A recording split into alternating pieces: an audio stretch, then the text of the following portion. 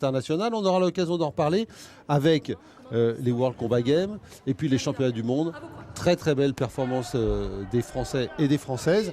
Mais là on va s'intéresser au premier combat de la soirée. Petite catégorie, hein, des moins de 48 kilos. Et pendant tout ce programme, eh bien, honneur aux dames, on va s'intéresser aux jeunes filles. Tout à fait. Surtout que là, cette catégorie de poids, ça va très très vite. Oui, moins de 48 kilos, il va falloir avoir les yeux très très grands ouverts parce que ça devrait aller très vite. Alors, une lyonnaise face à une parisienne. Samia Chaman face à Chloé Nandy. Chaman du club de Bron dans la banlieue de Lyon, alors que Nandy de l'US Créteil. Voilà, donc c'est parti entre ces deux jeunes femmes. Et vous le disiez, ça va vite. Ça va vite. Voilà, donc c'est la tireuse de Lyon est à un coin rouge avec les gants rouges, hein, bien repéré. Oui, alors ça aussi, on aura l'occasion de le détailler pour nos téléspectateurs. Vous le voyez, on fait les choses bien en boxe française. De temps en temps, on a du mal à discerner les combattants. Là, il n'y a pas de problème. Coin rouge, coin bleu. Donc l'uniforme, la tenue élégante sont aux couleurs du coin dans lequel on est. Essentiellement les gants, c'est un international où les couleurs sont imposées et là c'est les gants. Alors on le rappelle, la boxe française, discipline de pied-point, discipline historique s'il en est une. Alors toutes les disciplines de sport de combat, pour la plupart, sont des disciplines historiques qui remontent très très loin. Mais la boxe française savate, elle aussi a son histoire. Ça aussi, on aura l'occasion de vous en reparler. En tout cas, vous voyez qu'entre ces deux jeunes femmes, c'est parti quand même très très vite. Et on s'aperçoit que ça enchaîne surtout en point-pied, essentiellement.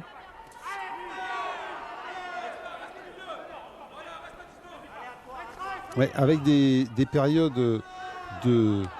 Là aussi, il faut trouver sa distance. Donc des périodes où on recherche la distance, on se remet en place.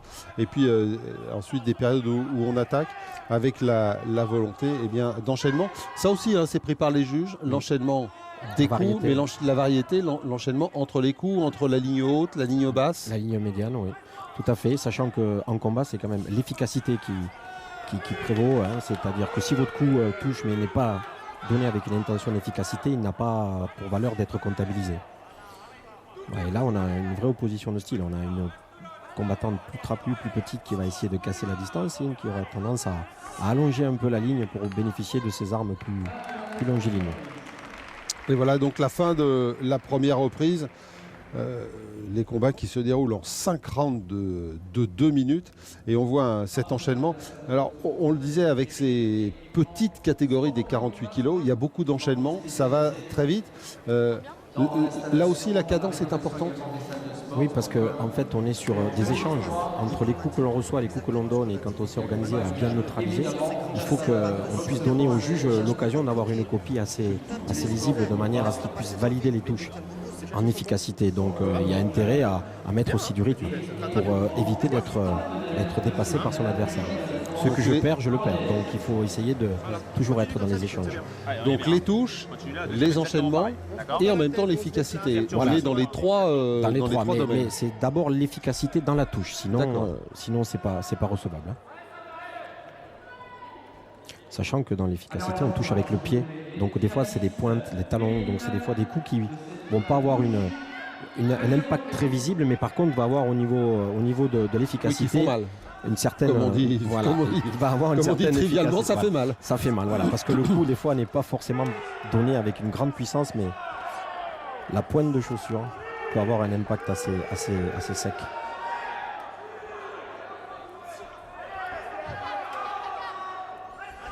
Et on le voit, elle a quand même quelques problèmes pour casser la distance. La combattante de Bron. Ça, elle est gênée, Chloé Nandy. Et pour l'instant, Samia Chaman, c'est vrai, elle gère bien ce problème de distance, voilà, avec les pieds. Et elle enchaîne plutôt pas mal. On l'a vu là avec ce coup de pied qui lui a permis de s'aligner par rapport à son adversaire. Et après enchaîner avec les poings. Ouais. Ah, attention, elle a été contrée. Ouais. Elle a été contrée. Ouais. Avec la gauche, et elle va être comptée par l'arbitre, Chloé Nandy. Dommage parce qu'elle était bien partie. Bon, après le coup a été essentiellement déséquilibré dans l'impact. Il y a eu un déséquilibre en plus de Mais vous savez ce qu'on dit, hein, on tombe jamais de façon de anodine. manière anodine. Et ça, C'est pas faux. C'est une lapalissade des sports de combat. C'est pas faux. Donc, et là, comme on peut le voir, on voit que Samia essaye de placer les pointes de chaussures au niveau du corps pour justement essayer de faire descendre un petit peu la garde de son adversaire pour trouver des ouvertures en main derrière.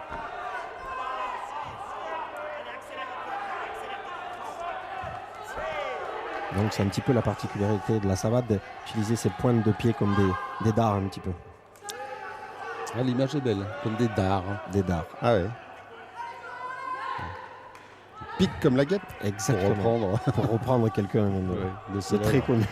Très célèbre. Alors en même temps, c'est mon côté un peu trivial, hein, à certains moments, on a quand même l'impression que la volonté de Samia de casser la distance l'oblige à se ruer sur son adversaire. Et finalement, ça rend peut-être ce combat un petit peu brouillon par moment. Ça aussi, c'est un handicap au niveau de la lecture des touches, en tout cas. Tout à fait. Elle met un peu de précipitation, en fait. C'est-à-dire qu'elle est en recherche pour essayer d'imposer sa distance de boxe. Mais malheureusement, quand elle rentre, elle a tendance à mettre un peu trop d'envie. Et avec un petit manque de lucidité dans les liaisons, qui fait que ça donne des fois un petit côté brouillon par moment. Et en même temps, Chloé Nandy a très bien compris que, alors que là on revoit, hein, voilà, cette gauche en ligne, hein, qui est arrivée. Qui est arrivée sur le menton. Ouais. On protège pas, il est tout.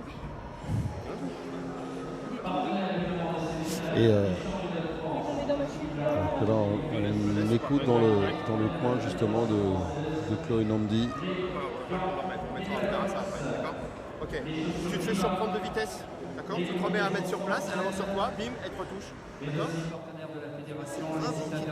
Oui, alors c'est justement, puisqu'on parlait de Chloé Nandy, ce que je voulais vous dire, finalement elle, pour se remettre à distance, elle a tendance à utiliser ces fameux coups de pied chassés, hein, où elle repousse son adversaire et à frapper après avec les poings, justement elle pour conserver sa distance, alors que à l'inverse, Samia Shaman, elle, attaque plutôt avec les poings pour casser la distance, s'approcher, et après enchaîne à l'inverse avec les jambes. Ce qui donne aussi, ce qui complète un peu cette opposition de style dont vous parliez. Donc après, il est important aussi tout le travail central du ring, de savoir utiliser l'espace intelligemment, ce que l'on appelle cadrer son adversaire, puisque là, Samia doit de fait, pour être efficace, capable de cadrer, de réduire l'espace de déplacement de son adversaire pour justement pouvoir, comme vous le dites, casser la distance. Ça c'était bien justement, elle a bien lu Samia l'action de jambe de son adversaire pour répliquer avec les poings.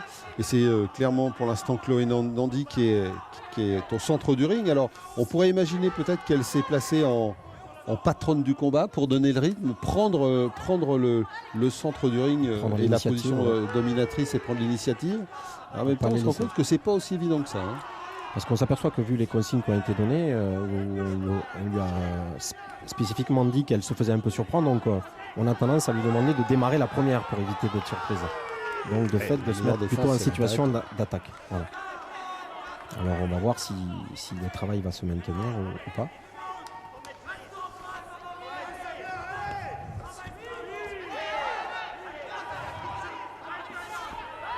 Voilà, on s'aperçoit la pointe de pied qui vient de toucher.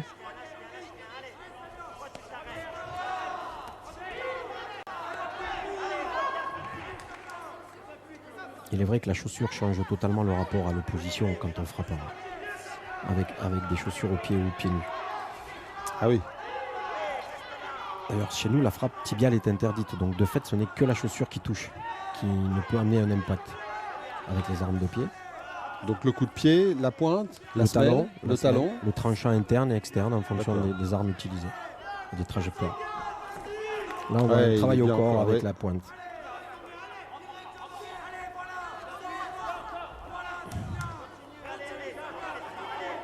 Donc là, pour l'instant, les deux combattantes sont au milieu du ring. Il n'y a pas eu encore sur ce round-là une qui est forcément réussi à bien cadrer ou à bien serrer. Ouais, et alors, petite indication quand même sur la façon dont se déroule ce combat. On a l'impression, elle a encore été touchée avec la droite en fin de combinaison, hein, Chloé Nandy.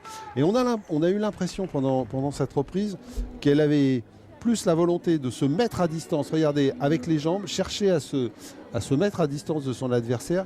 Et finalement, c'est un peu, là aussi, là, je ne veux pas être désagréable, mais finalement à refuser l'attaque et à chercher à se protéger uniquement de son adversaire, de ne pas être active et ne pas être sur l'attaque, comme si elle craignait de se faire contrer on par est son plus sur de la adversaire. neutralisation que sur de la recherche d'attaque ou de contre-attaque. Maintenant, le problème qui se passe, c'est qu'elle a tendance à déclencher un peu trop avec la jambe arrière, qui permet à Samia aussi de voir et de lire quand la jambe part. Ouais. Le fait de déclencher avec un segment arrière, qui est un petit peu plus lent que le segment avant, c'est quelque chose qui, pour l'instant, fait qu'elle a réussi à la contrer sur sa jambe arrière. Sur les 2-3 fois. Quand elle la touche à chaque fois, c'est sur le déclenchement de jambe arrière. Ouais. Donc il va falloir peut-être que Chloé arrive à maîtriser ce déclenchement, sinon elle va encore se retrouver en situation peut-être de permettre à son adversaire de lire. Oui, et puis c'est ce qu'on lui dit dans son coin, hein, vraiment, on a compris que dans son coin, elle n'était pas vraiment sur l'attaque, elle n'était pas vraiment sur le déclenchement, elle était plus en train de subir d'une certaine manière la façon dont le combat se déroule. Et là, on a l'impression qu'en plus avec le physique et l'avancée, puisqu'on est arrivé à la 4e reprise, eh bien Chloé Nandy subit un petit peu le physique de son adversaire. Depuis le début du round, elle recule et finalement Samia Shaman trouve de plus en plus d'opportunités de pouvoir frapper, de pouvoir... On sent une plus grande détermination sur voilà, il y a ça aussi, cette reprise-là. On sent que Samia est vraiment déterminée, un petit peu plus que son adversaire, et ça se ressent au niveau des impacts. Ouais, mais déterminée aussi peut-être parce qu'elle a trouvé une clé peut-être dans ce combat que n'a pas trouvé Chloé Nandy par rapport à la façon dont le combat se déroule. Et regardez avec les points, dès qu'elle a la possibilité de s'approcher, sur la vitesse de bras, sur la vitesse gestuelle, eh bien Chloé Nandy est dépassée quand même. Hein. Oui, sur la fréquence, oui.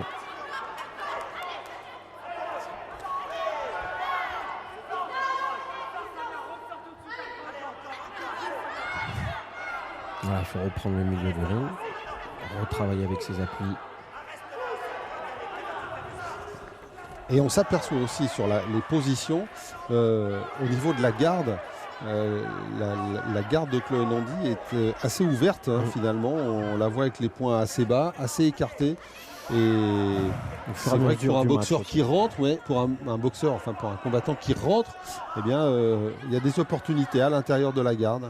D'ailleurs, c'est comme ça que Samia a trouvé des opportunités, c'est en rentrant directement dans la garde en ligne. Et là encore une fois. Voilà, ouais.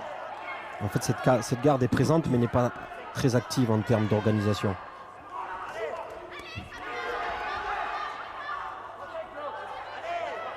On va dire que plutôt Chloé est une boxeuse en jambes plus qu'en poing. C'est ça, bien sûr.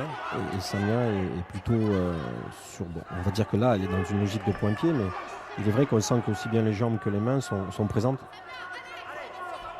Alors que là, on voit encore déclenchement de la jambe arrière. Hein. Ouais.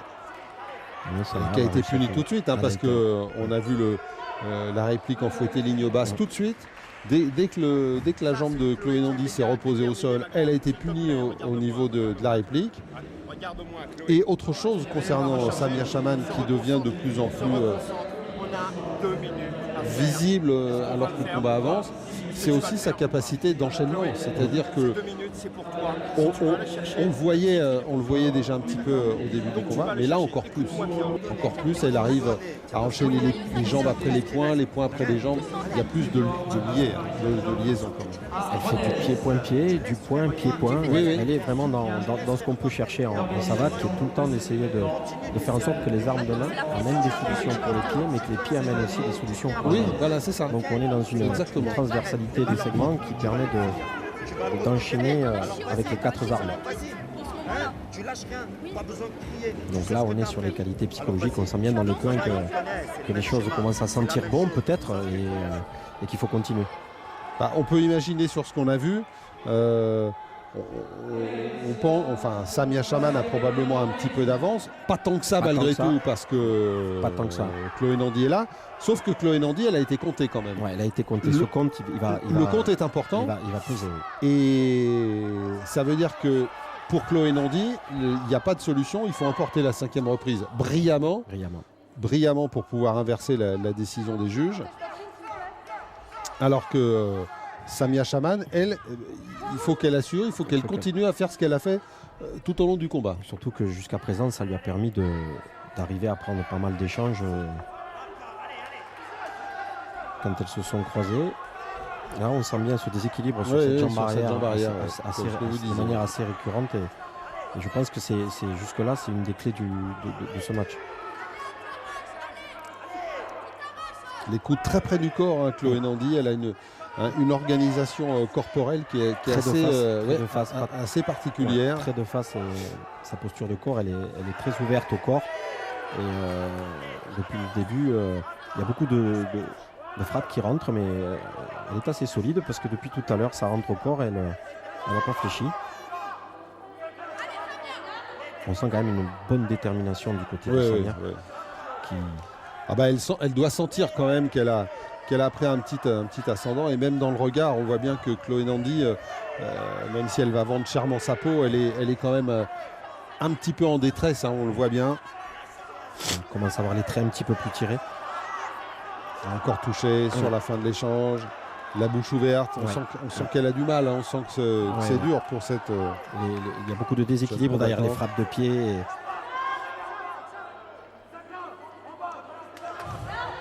On voit qu'elles sont toutes les deux essoufflées, mais ça c'est normal à la fin du combat. Mais il y a toujours un travail, moins, quand même. Bien sûr. Il y a toujours un travail de pression de Samia qui met la marche avant en permanence, hein, pour faire en sorte aussi que son adversaire ne puisse pas utiliser son allonge. Donc voilà, elle déclenche la première. Oui, puis surtout, ce qui peut aussi impressionner les juges, c'est qu'à aucun moment on aura senti Chloé Nandy en sécurité derrière son allonge, et avec une forme de domination, de sérénité par rapport à ça. On a vu que Samia Chaman a trouvé beaucoup de solutions à l'intérieur, a réussi à toucher, a très bien travaillé tout ce qui est, on va dire, les coups de pied de face, chassés au niveau de la ligne médiane pour vraiment... circulaire en bas aussi. Circulaire en bas aussi, oui. Et à chaque fois, il y a une finalité, c'était pour après enchaîner avec quelque chose. Elle a toujours su amener les mains derrière les pieds, voilà. Elle a toujours réussi à... Et regardez, c'est significatif, Chloé Nandy qui est en appui sur les cordes, au bout du rouleau, hein, on la sent vraiment exténuée. Elle a tout donné. Ouais. Preuve que le rythme a dû être costaud. Voilà, les deux combattantes. On voit bien, hein, la différence de taille entre les deux, la différence de morphologie. L'arbitre, donc, qui va rendre la décision. Championne de France, aujourd'hui, à Rodez, à la majorité des juges. Donc déjà, c'est très serré pour les juges, puisque majorité, ça signifie qu'il y en a forcément un qui a ou donné égalité ou donné l'autre... Ou donné l'autre combattante. En tout cas, voilà. On l'avait vu quand même, hein. Bon, on a l'œil, avec Samia Chaman, donc, qui remporte ce titre de championne de France dans la catégorie des 48 kilos. Le compte a été important. Oui, ça a été déterminant parce que dès le départ, ça fait quand même prendre aussi un petit ascendant psychologique. Bien sûr. Et en même temps, j'ai envie de vous dire, peut-être ce qui a fait une partie de la différence, c'est la capacité de Samia Chaman à trouver des solutions que Chloé Nandy n'a pas trouvé, elle. Oui, elle a su tirer profit de ce que son adversaire a pu lui laisser comme opportunité, et pour ça, on doit la féliciter. Pardon.